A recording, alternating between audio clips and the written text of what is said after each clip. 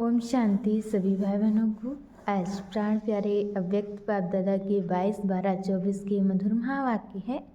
प्रातः मुरली ओम शांति अव्यक्त बाप दादा रिवाइज 17/3/2003 मधुबन। और आज बाबा ने टाइटल में बताया है सदा अपने स्वमान में रहना, सम्मान देना, सबका सहयोगी बनना और समर्थ बनाना।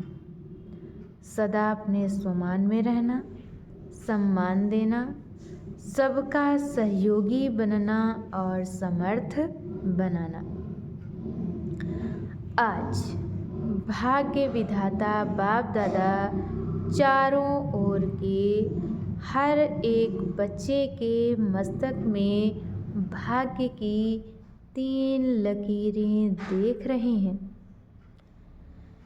एक, परमात्म पालना की भाग्यवान लकीर।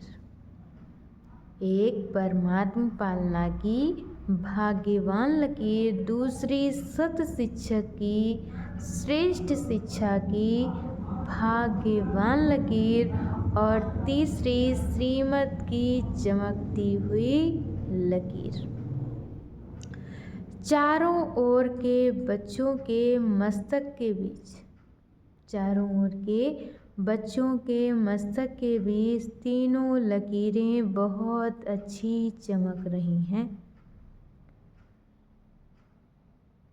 जब भाग्य विधाता आप बच्चों का बाप है, जब भाग्य विधाता आप बच्चों का बाप है तो आपके सिवाय श्रेष्ठ भाग्य और किसका हो सकता है। बाप दादा देख रहे हैं विश्व की अनेक करोड़ आत्माएं, विश्व की अनेक करोड़ आत्माएं हैं, लेकिन उन करोड़ों में से 6 लाख परिवार, उन करोड़ों में से 6 लाख परिवार कितने थोड़े हैं। बाबा कहते हैं कितने थोड़े हैं। कोटों में कोई हो गए ना, कोटों में कोई हो गए ना।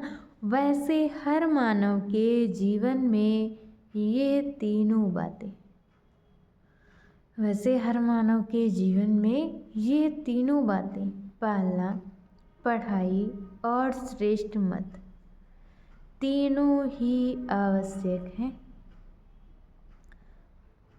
हर मानव के जीवन में ये तीनों बातें, पालना, पढ़ाई और श्रेष्ठ मत, तीनों ही आवश्यक हैं। लेकिन ये परमात्म पालना, लेकिन ये परमात्म पालना और देव आत्माएं व मानव आत्माओं की मत पालना, पढ़ाई में रात दिन का अंतर है। लेकिन बाबा कहते ये परमात्म पालना और देव आत्माएं व मानव आत्माओं की मत पालना, पढ़ाई में रात दिन का अंतर है। तो इतना श्रेष्ठ भाग्य तो संकल्प में भी नहीं था। इतना श्रेष्ठ भाग्य बाबा कहते तो संकल्प में भी नहीं था। लेकिन अब हर एक का दिल गाता है पा लिया, हर एक का दिल गाता है कि पा लिया, पा लिया व पाना। बाबा कहते कि पा लिया है व पाना है, क्या कहेंगे, पा लिया ना। बाप भी ऐसे बच्चों के भाग्य को देख हर्षित होते हैं।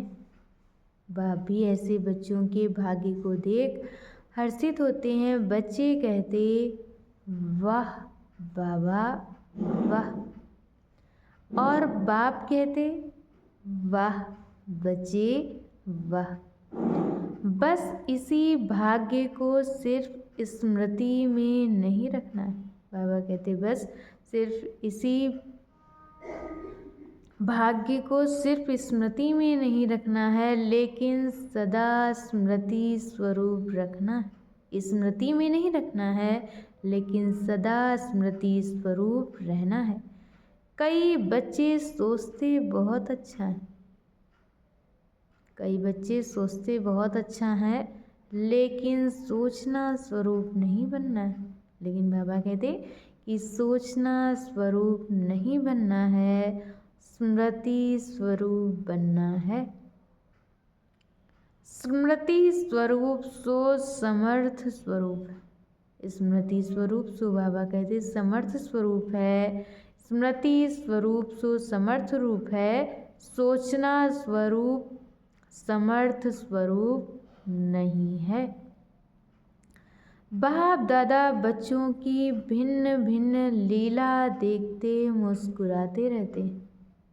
बाप दादा बच्चों की भिन्न भिन्न लीला देखते मुस्कुराते रहते हैं। कोई कोई सोचता स्वरूप रहते और कोई कोई सोचता स्वरूप रहते हैं। स्मृति स्वरूप सदा नहीं रहते। कभी सोचता स्वरूप, कभी स्मृति स्वरूप, कभी सोचता स्वरूप और कभी स्मृति स्वरूप। जो स्मृति स्वरूप रहते हैं वह निरंतर नेचुरल स्वरूप रहते हैं। जो बाबा कहते स्मृति स्वरूप रहते हैं वह निरंतर नेचुरल स्वरूप रहते हैं। जो सोचता स्वरूप रहते हैं उन्हें मेहनत करनी पड़ती है और जो सोचता स्वरूप रहते हैं बाबा कहते उन्हें मेहनत करनी पड़ती है। ये संगम युग मेहनत का युग नहीं है। ये बाबा कहते संगम युग मेहनत का युग नहीं है, सर्व प्राप्तियों के अनुभवों का युग है। ये सर्व प्राप्तियों के अनुभवों का युग है। 63 जन्म मेहनत की, 63 जन्म मेहनत की, लेकिन अब मेहनत का फल प्राप्त करने का युग अर्थात समय है। मेहनत का फल प्राप्त करने का युग अर्थात समय है।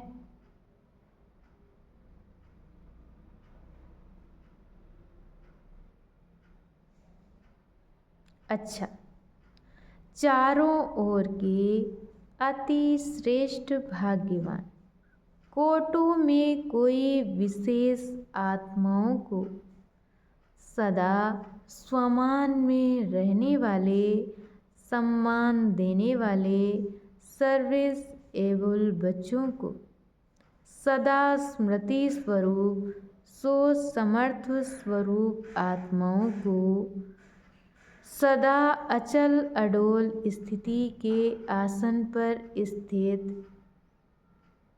सर्वशक्ति स्वरूप बच्चों को बाप दादा का याद प्यार और नमस्ते। अच्छा, मीठे मीठे स्किल दे बच्चों प्रति माता पिता बाप दादा का याद प्यार और गुड मॉर्निंग। रूहानी बाप की रूहानी बच्चों को नमस्ते। हम रूहानी बच्चों की तरफ से रूहानी माता पिता बाप दादा को याद प्यार नमस्ते, ओम शांति, गुड मॉर्निंग। शुक्रिया बाबा, शुक्रिया।